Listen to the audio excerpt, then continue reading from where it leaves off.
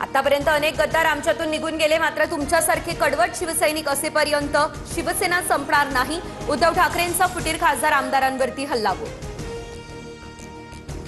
मुख्यमंत्री फडणवीस आणि उद्धव ठाकरेंचा एकाच विमानानं प्रवासी विमानातून मुंबईहून नागपूरला जाताना ठाकरे फडणवीस एकत्र. संजय राऊत, आदित्य ठाकरेंसह इतर नेते देखील राहिले उपस्थित. एकत्र विमान प्रवासाला जाताना उद्धव ठाकरे आणि मुख्यमंत्री फडणवीस यांच्याकडून एकमेकांची विचारपूस आणि हस्तांदोलन. तर आम्ही तिथे भेटलो हीच मोठी बातमी, फडणवीसांनी दिली प्रतिक्रिया. ठाकरे आणि फडणवीसांचा एकत्र विमान प्रवास हा निव्वळ योगायोग. ठाकरे सेनेच्या नेत्या सुषमा अंधारे यांची प्रतिक्रिया. फडणवीस आणि ठाकरेंचं प्रेमाचं भावाचं नातं, राजकारणात आम्ही एकमेकांचे वैरी नाही. भाजपचे आमदार प्रसाद लाड यांचं या संदर्भात हे भाष्य. ठाकरे फडणवीसांच्या भेटीत काही विशेष वाटत नाही. 2019ला घडलेल्या राजकीय परिस्थितीची फडणवीसांना जाणीव. मंत्री शंभूराज देसाई यांचं हे भाष्य. ठाकरे आणि फडणवीस यांच्या एकत्र प्रवासामुळे आम्हाला असुरक्षित वाटण्यासारखं काहीही नाही. फडणवीसांवर 100% विश्वास. फडणवीस शिंदेमधील एकजूट घट्ट. मंत्री उदय सामंत यांचीही प्रतिक्रिया समोर. फुटीर खासदारांच्या मतदारसंघामध्ये उद्धव ठाकरेंचा दौरा. नागपूरहून यवतमाळसाठी रवाना. उद्या संजय देशमुखांच्या मतदारसंघामध्ये ठाकरेंची सभा. पुढील आठवड्यामध्ये नागपूरमध्ये शिवसैनिकांचा मेळावा घेणार असल्याची देखील माहिती. पुण्यातील कार्यक्रमात पहिल्या रांगेत बसण्यावरून भाजप खासदार आमदारांचा मुख्यमंत्र्यांच्या उपस्थितीमध्ये झाला वाद. मराठ्यांच्या कार्यक्रमामध्ये तुम्ही पहिल्या रांगेत बसणं बरं दिसत नाही असं अभिमन्यू पवार म्हणाले. मेधा कुलकर्णी यांचा आरोप. हा जागेचा नाही जातीचा वाद. अभिमन्यू पवार यांनी मला टार्गेट केलं. मेधा कुलकर्णी भाऊक.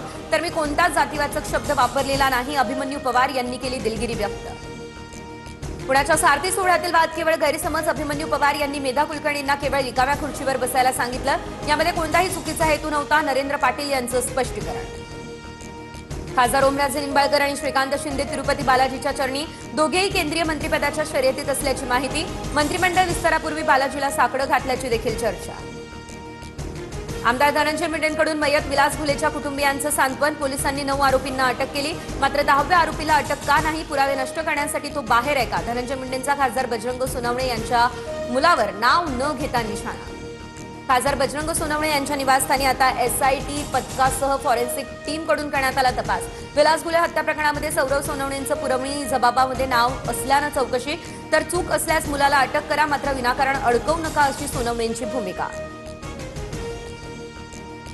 कट रचून माझ्या भावाची हत्या. आरोपींना स्थानिक खासदाराचं पाठबळ. माझ्या विरोधात खोटे गुन्हे दाखल करण्याचे प्रयत्न. तर भावाला न्याय द्या. मयत विलास घुलेंचे बंधू रमेश घुले यांचं SITला या संदर्भात पत्र. मयत केतन अग्रवालच्या आई वडिलांकडून मुख्यमंत्री फडणवीस यांची भेट. आरोपींना फाशीची शिक्षा द्या. केतनच्या वडिलांची मागणी. दोषींना कठोरात कठोर शिक्षा देणार मुख्यमंत्र्यांचं हे आश्वासन. लोहगड प्रकरण अनाकलनीय. चांगल्या घरातील मुलामुलींमध्ये सूड भावनाही वाढत चालली आहे. समाज म्हणून विचार करायला हवा. मुख्यमंत्री देवेंद्र फडणवीस यांची या संदर्भात प्रतिक्रिया. लोहगडावरील केतन अग्रवाल हत्या प्रकरण. मुलगी दोषी आढळल्यास तिलाही त्याच ठिकाणावरून ढकलून द्या. आरोपी सिया गोयलच्या आई वडिलांची उद्विग्न प्रतिक्रिया. दिल्लीत 2 गुजराती बसले म्हणून तुम्ही काहीही करू शकता का? राज ठाकरेंनी जैन शिष्टमंडळाला सुनावलं. राजकीय पक्षांच्या नादी लागून आमच्याशी वाद घालू नका. राज ठाकरेंचा इशारा वजा सल्ला. पाकिस्तानच्या मदतीसाठी भारताचं ऑपरेशन अमिस्ताद. 2 विमानं व्हेनेझुएलाच्या दिशेने झेपावली. औषधे आणि भीष्म क्यूब पाठवले देखील.